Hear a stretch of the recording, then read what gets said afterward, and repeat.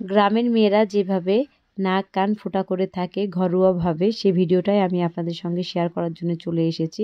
Hey guys, আসসালামু আলাইকুম। সবার কী অবস্থা? আশা করি সবাই ভালো আছেন। আলহামদুলিল্লাহ, আমিও ভালো আছি।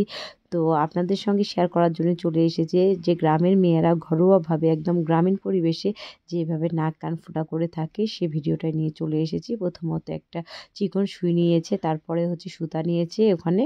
আর সুই সুতা নেওয়ার পরপরই হচ্ছে আমার এই চাচাতো বোনটাকে বসানো হয়েছে, তার আম্মুর কোল থেকে তাকে নিয়ে নিয়ে নেওয়া হইলো। আমার ভাবি নিয়ে নিয়েছে। আর এখানে হচ্ছে আমরা পার্লারে দেখা যায় যে কোনো মার্কারের আর কি ফোঁটা দেয় বা কাজলের ফোঁটা দেয়, এখানে হচ্ছে ঘরোয়াভাবে বললাম না, এখানে হচ্ছে চুন আছে।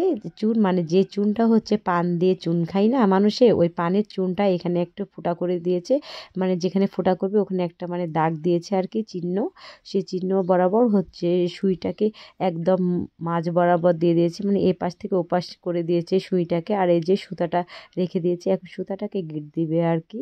গিঁট না দিলে যেহেতু সুতাটা পড়ে যাবে, এই জন্য তখন আবার ফোঁটাটা বন্ধ হয়ে যাবে, আবারও আপনাকে কান ফোঁটা করতে হবে। এই জন্য এখানে কয়েকটা গিঁট দিয়ে দিয়েছি, সুতাটা মানে টাইট করে গিঁট দিয়ে দিল যাতে এই সুতাটা না খুলে যায়। তারপরে কেচি দিয়ে কেটে নেবে। আর পার্লারে কি করে, যেহেতু আমার আপুর মেয়ের হচ্ছে, ওরা তো শহরে থাকে, ওর কান ফোড়ানো অনুষ্ঠান করেছিল, অনুষ্ঠানের কয়েকদিন আগে আমরা হচ্ছে পার্লারে নিয়ে গেছিলাম। পার্লারে নিয়ে যেয়ে কী করলো, বিউটি পার্লারে যে সে মেশিনে কান ফোঁটা করলো আর সঙ্গে সঙ্গে একটা কানের পড়ে গেল।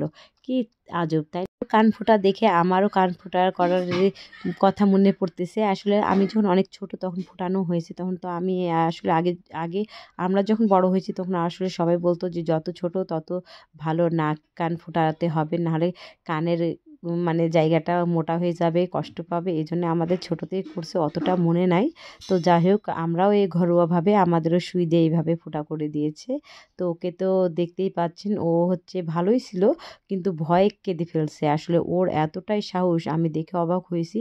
সে আসছে, তাকে ভাবি বলতেছে যে আজকে তো সন্ধ্যা হয়ে গেল, আজকে আমি কান ফোঁটা করে দিব না, আজকে চলে যাও, কালকে আসো। সে কিন্তু নাছোড়বান্দা, সে কান ফোঁটা করেই ছাড়বে, কারণ তার বান্ধবীরা হচ্ছে সবাই কান ফোঁটা করছে, ও কান ফোঁটা করতে বাকি আছে। এর জন্য তার অনেক ইচ্ছা আর সে কান ফোঁটা করতে আসছে।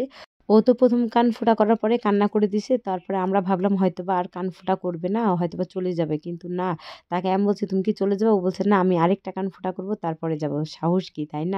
দেখতেই পাচ্ছেন আগের কানটা যেভাবে ফোঁটা করলো ঠিক সেমভাবে এটাও ফোঁটা করলো। প্রথমত চুন দিয়ে দাগ করে নিল, আবার সুইটাকে এপাশ থেকে ওপাশ করে নিল। আর এই যে সুতা, এই লম্বা সুতাটা ছিল, সুতাটা হচ্ছে এখানে গিঁট দিল। আসলে মাপ মতো গিঁট দিতে হবে। আপনি যদি বেশি লম্বা করে গিঁট দেন তাতেও আপনার সমস্যা হবে, আপনি যদি খুব ছোট করে গিঁট দিয়ে রাখেন তাও সমস্যা। আপনাকে কানের বালি পাওয়া যায় না, ওই বরাবর আপনাকে এই সুতাটা দিয়ে রাখতে হবে, বুঝছেন? এই জন্য এই যে সে ওইভাবে রাখলো আর কি। আর এই যে এখানে আবারও সেম প্রসেসিংয়ে হচ্ছে, এ পাশেও চুন দিয়েছে, ওই পাশেও চুন দিয়েছে। আসলে আমাদের বেলায় চুন দিয়েছি কিনা আমার একদম মনে নেই।